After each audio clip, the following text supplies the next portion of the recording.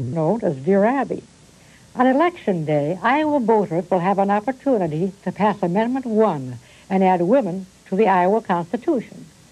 Well, I was born and raised in Sioux City, Iowa, and I'd like to tell you what Amendment 1 really means: equality. So don't let anyone mislead you. Take my advice, and on November 3rd, vote yes on Amendment 1. Equality pays. Vote yes on 1. You're watching Channel 5. From ABC, this is World News Tonight with Peter Jennings reporting from Michigan and Diane Sawyer in New York. Here is Peter Jennings. Good evening from Battle Creek, Michigan. Yes, this is the place so many of us sent our box tops, the so-called cereal capital of the world, thanks to Kellogg's. This is a very large, very important state with more than 9 million people on the edge of the Great Lakes. And we are here tonight because of one important number, 18. 18 electoral votes. And we are here because now the debates are over, the presidential campaign takes on a very different form. This week and next, both the campaigns will make one last push to get the combination of states they need to win a majority of electoral votes. Today, the president has been trying to shore up his position in parts of the South, which he cannot take for granted. ABC's Britt Hume is with him. With time running out, the president was on the second day of his whistle-stop tour of 3 southern states, keeping to a brutal schedule of rallies from dawn to darkness. Thank you. All aboard. All aboard. He is missing no chance to make his pitch, and today that included an interview with ABC News done at White House invitation as the train rolled between stops. Mr. Bush seemed in good spirits, waving and talking by loudspeaker to people who stood by the tracks to watch him pass. How are you? Good to see you all. He insisted he's not discouraged, though he conceded his own polls are only slightly more promising than all the others that show him well behind. So my view is just get your message out, get out and campaign, and have confidence that the people in the final analysis are going to say, who do I trust to be president of this country? I mean, we're past the stage where promises and all matter. And has it turned out to be harder for you than you thought? Well, we're in a real fight, put it that way. But I don't know about more than I thought.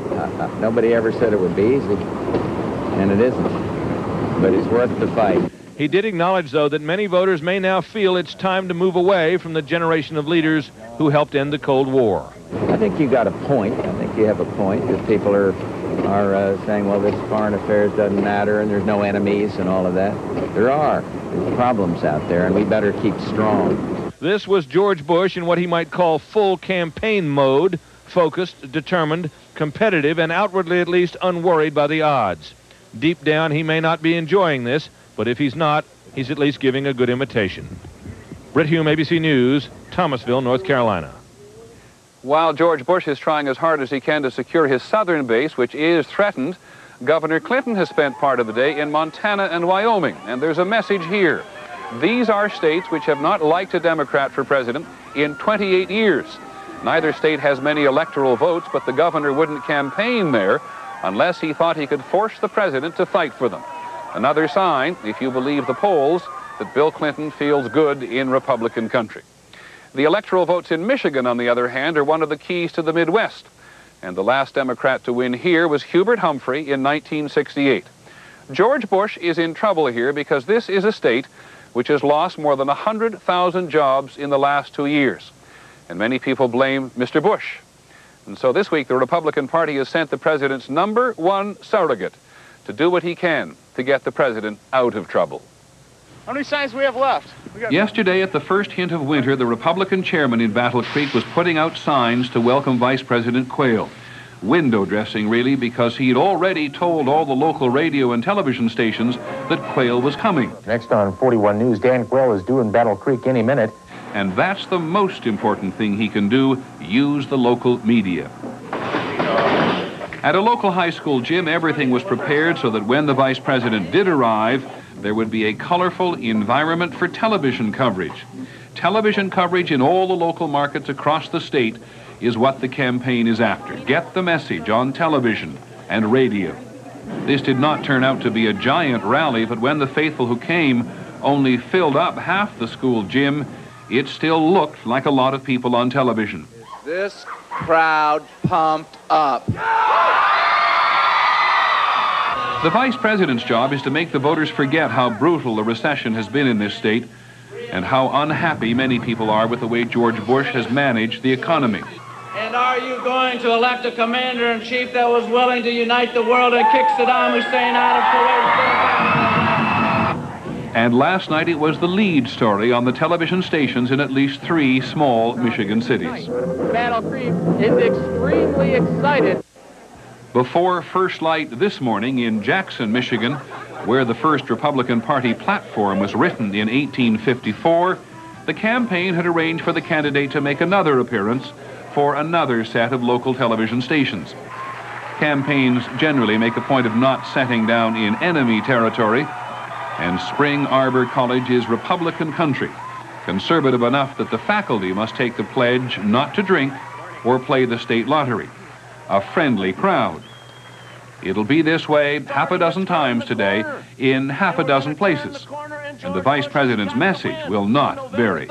Because it is in your interest, it's in America's interest, it's in our interest that George Bush be our president. It is not time yet for either campaign to concede Michigan, and while the vice president was getting on and off the bus, a group of disaffected Republicans campaigning for Clinton were getting in and out of their van. At the local radio station, some of that golden free media. I think Bill Clinton's an outstanding candidate. It will be this way all over the nation for the next 13 days. Republicans will do it, and Democrats will do it. And just as George Bush can't win here if he doesn't hold on to the Republican voters in this part of the state, Bill Clinton isn't going anywhere unless he wins back the Democrats, who abandoned the party for Ronald Reagan and then George Bush during the 1980s. Many of them live in the counties surrounding Detroit. And as ABC's Jim Wooten reports tonight, the Clinton campaign is working them hard. In the pre-dawn darkness, before most of Detroit gets its wake-up call, Teresa? Hi, it's Eric Hoffman. local radio stations are getting theirs from this young man. Eric Hoffman offers them sound bites from the Clinton campaign. Yeah, I got Stephanopoulos and Wilhelm talking about Michigan jobs. Campaign executives on tape. Michigan is a state that's been a victim of trickle-down economics. Ready for drive time broadcast. Just another way for the Clinton campaign in Michigan to campaign without Clinton. This way, too, with morning rush hour visibilities, all carefully controlled by Clinton's Michigan campaign. But Little Rock needs to see all the print on what's happening in every market. Everything is coordinated. Radio, television, daily surrogates like Senator Jay Rockefeller at a Detroit hospital, then rallying the troops for Clinton. That he's going to be the best president of the United States this country has had since Franklin Delano Roosevelt. And I mean that. And even while invitations to another Clinton surrogate's appearance are going out, a local talk radio host plugs his next guest. Jay Rockefeller's going to be with us, so stay touched. The questions are soft, the answers familiar. And I am absolutely convinced that he will be the best president we've had since Franklin Delano Roosevelt. And as the rainy afternoon lengthens, union members are going door to door with Clinton material. I'd like to know if we could leave you a piece of literature to look overnight about the ticket. At WXYZ, a Clinton commercial airs. Let's spend more on education and training. Let's provide basic... Enough commercials, the campaign calculates, for every viewer in Michigan to see at least 2 a day. And as the city settles into the evening... Do you mind answering 3 very brief questions? At a local union hall, a volunteer phone bank. 1,000 calls by bedtime in Clinton's behalf. Will you be voting for George Bush, the Republican, or Bill Clinton, the Democrat? My name is Leah, and I'm calling from Mr. Bush. They don't win them all, but they'll be at it again tomorrow. For these are the trenches where campaigns are won or lost. Jim Wooten, ABC News, Detroit. Our latest national poll shows Governor Clinton leading President Bush by 12 points. 44 to 32 now. Except for some fluctuation during the debates, the spread between those two is just about what it was before the debates began. Ross Perot, on the other hand, take a look, has gained fairly steadily and now stands at 16 points. We'll have more news from Michigan a little later in the broadcast. Diane Sawyer will have the day's other news in just a moment. And in a moment, Peter, a new report on the Los Angeles riot puts most of the blame on former police chief Daryl Gates. Japanese and Americans try to come to terms with the fatal shooting of a Japanese student in Louisiana. And a new drug that may help some men avoid prostate surgery. This is World News Tonight with Peter Jennings in Michigan. Brought to you by Folgers. The time, morning. I'd like to wake up to this coffee in the morning. The place, the 5-star Arizona Biltmore. The aroma is wonderfully enticing. The coffee, not their usual fresh brewed. Today, for our specially invited guests, it's been secretly switched to Folgers Crystals. It's great. I think it's very rich. It would help wake us up. It would help wake us up even better. Going. This would start my day off great. Mountain-grown Folgers Crystals. Coffee rich enough to be served in America's finest restaurants. I'll drink to that. I'm on the road every day of the week, making over a dozen stops along my route, so I know the value of good brakes. I've got a lot of little lives depending on them. And when I'm out on the road with my family, our lives depend on good brakes. That's why I depend on Meineke. At Meineke, we do brakes, and we do them right. We analyze the whole system, pinpoint the problem, and fix it, period. No matter why you're on the road, you can depend on brakes from Meineke. I do.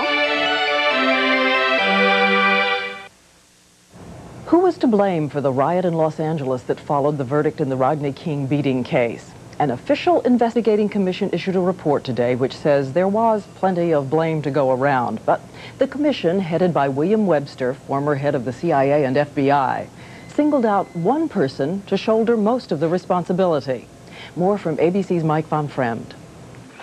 The report called the Los Angeles city government a dysfunctional family and singled out former police chief Gates for failing to control the disorder in its early stages. These shortcomings, in our opinion, combined to produce a command staff leadership that at crucial times remained largely uncertain, indecisive, and frozen into inaction. Specifically, the report says Police Chief Gates intimidated subordinates and failed to provide a real riot control plan even when the King verdict was imminent. An angry and sarcastic Gates responded to the report late today. In retrospect, that's exactly what we should have done. We should have blown a few heads off, and maybe your television cameras would have seen that. Maybe that would have been broadcast. Maybe, just maybe, that would have stopped everything. I don't know. Webster says blacks and other minorities still resent the police department for the way they were treated. The LAPD did not treat them with respect or extend the same level of protection as elsewhere. It could happen again. The new police chief says he will implement the report's recommendations, the most important of which, he says, is the need for the police to work more closely with the people. Mike Von Fremd, ABC News, Los Angeles. Ted Koppel will have more on the Los Angeles riot and its aftermath later this evening on Nightline. In Baton Rouge, Louisiana, a series of mistakes that led to tragedy have now become an international incident. A high school student from Japan was shot and killed when he knocked on the wrong door on his way to a party. His friends, his family, his country, all are trying to figure out why and how. Here's ABC's Al Dale. It is the language of the police, at least in the movies and on TV. Freeze it! Freeze! And most Americans know what it means. But 16-year-old Yoshi Hattori, an exchange student from Japan, did not know, and that cost him his life. Yoshi Hattori had come to America to learn about its ways. Last Saturday night, he and American friend Webb Haymaker walked up to this house thinking they had arrived at a Halloween party. But they had come to the wrong house. A woman opened the door, screamed, and slammed it shut.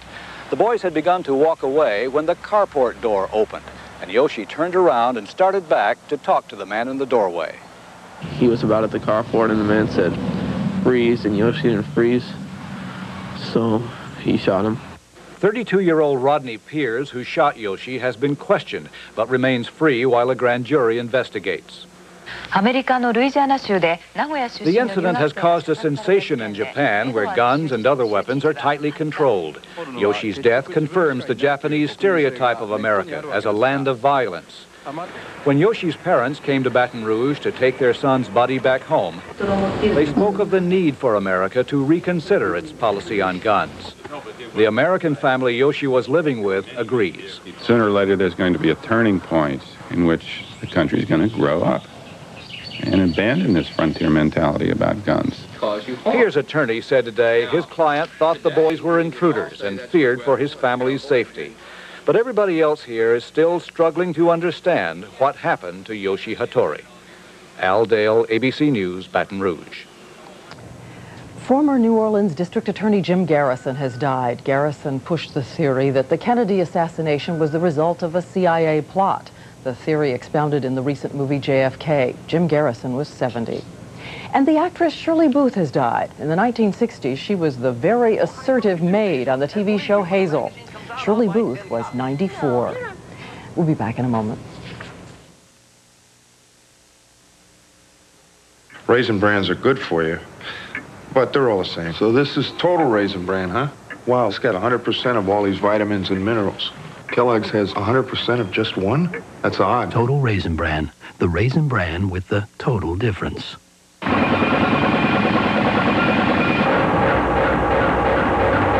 It has 4 independent motors, an intricate steel frame, even an electronically regulated temperature control system.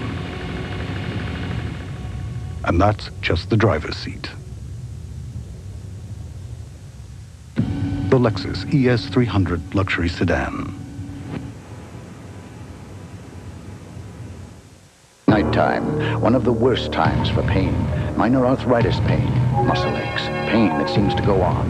That's why you need Ultra Strength Bengay. With more pain relievers than we've ever had, you can say goodnight to your pain with Ultra Strength Bengay. I shampoo for dandruff, but my scalp still itches. Now there's Scalpicin for deep scalp itch, not ordinary dandruff. It's clear liquid, not shampoo. With itch medicine doctors chose over these dandruff shampoo formulas. The itch is gone. Scalpicin. 1 a.m., still awake. You've got the night flu. TheraFlu introduces new maximum strength nighttime, the strongest hot liquid formula ever made. New maximum strength nighttime from TheraFlu. Maximum flu relief so you can sleep. On the Health Watch this week, a problem that the majority of men over 60 eventually face. An enlarged prostate, which forces more than 400,000 of them into surgery every year. Now, tomorrow's New England Journal of Medicine tells of a new drug designed to help avoid surgery. Our medical editor, Dr. Tim Johnson, reports it seems to be effective for at least some people. The traditional surgery to remove pieces of an enlarged prostate is usually very effective in relieving symptoms, such as difficult or frequent urination. But 5 to 10% of patients end up with troublesome post-surgical complications, such as infection or bleeding. The possibility of taking a drug instead is very appealing. 68-year-old John Campbell has been doing just that for months. At the end of 3 months, I could see daylight. And from then on, it just changed my life. Experts say Campbell is the perfect candidate for drug therapy, a person with enough symptoms to interfere with daily living, but not severe enough to require surgery. The availability of medical means to treat this and not require the patient to go through a surgical procedure is a real advance. Campbell is taking the recently approved drug Prostate. It acts to decrease prostate size, and studies suggest it will work in about 30% of patients. It costs about $600 a year and takes 3 to 6 months to become effective. It can also interfere with PSA blood tests, now widely used in cancer screening. Some doctors prefer different drugs which act on prostate muscle tissue instead because they act quicker and cost less. And newer drugs to control prostate size or urine flow are in the works. In the meantime, most doctors say patients should not jump to either drugs or surgery unless their symptoms are truly troublesome. Dr. Timothy Johnson, ABC News. On Wall Street today, the Dow Jones Industrial Average gained a little more than 1 point to close at 3187. Trading was heavy. Peter? Well, Diane, if there's one thing that can knock politics off the front pages here in Michigan, it is news about the car industry. And there's a lot of talk today about a story in the Washington Post on General Motors, which has been losing a great deal of money. The Post says that GM's outside board of directors wants to force the company's chairman, Robert Stempel, to quit. There is also talk of closing down one division. Oldsmobile is mentioned. General Motors says it is not true. And one other note on the economy, consumer confidence has dropped to its lowest level in 7 months. 92% of the people in our ABC News Money Magazine poll say the economy is not in good shape. In a moment, Diane Sawyer will be back with news from overseas, and we'll have more from Michigan later.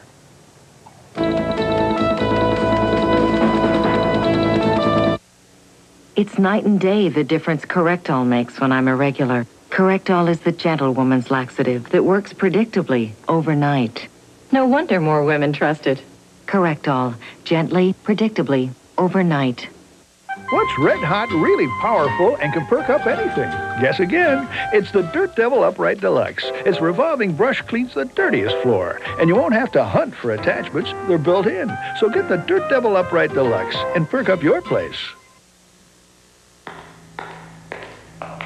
Lots of credit cards will give you a cash advance, but there could be a catch. Interest charges. Some credit cards charge them from day one, which is why you should use the Discover card. Pay your full monthly balance and a small transaction fee, and we'll give you a cash advance interest-free. How does that grab you? It pays to Discover.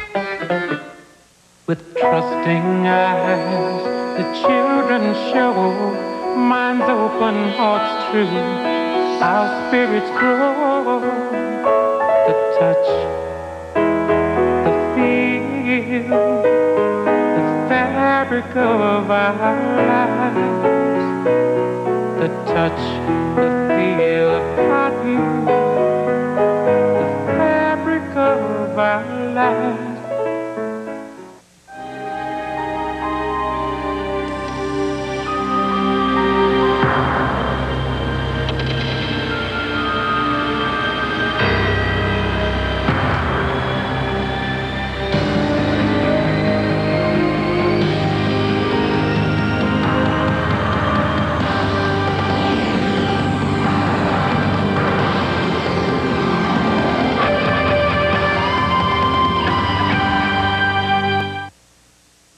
Another round of Middle East peace talks has begun today in Washington. And once again, we're hearing talk from the Israelis that they may be willing to give back to Syria some of the Golan Heights, which Israel captured during the 1967 war.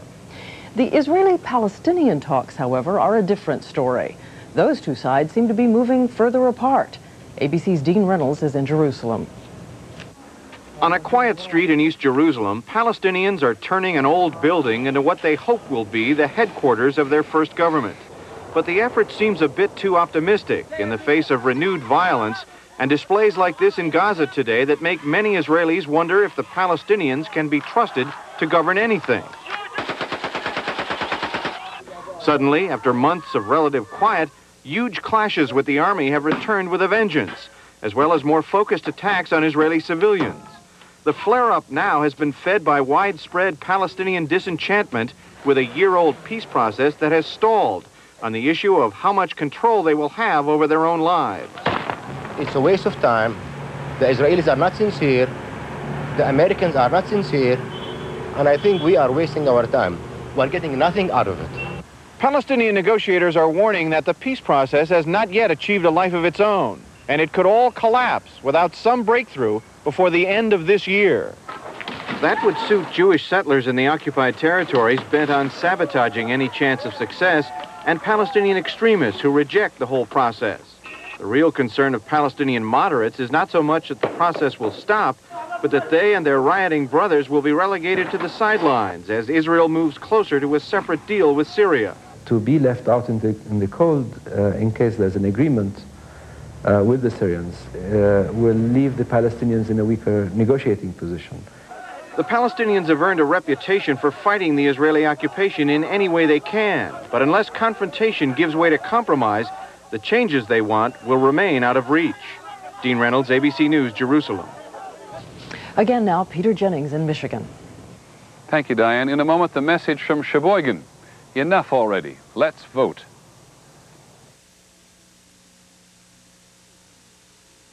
Hi, honey. How did your checkup go today? Fine. And the vet recommended something for our pet odor problem. Arm & Hammer Pet Fresh. It absorbs odors naturally with baking soda. Veterinarians recommend it, and it won't irritate our pets. The house smells so fresh, you'd never know we had pets. Arm & Hammer Pet Fresh Carpet Deodorizer. Safe around pets. Recommended by vets. Arm & Hammer introduces a new way to fight the toughest pet odors. Pet Fresh Super Fresh Scent. for long-lasting freshness.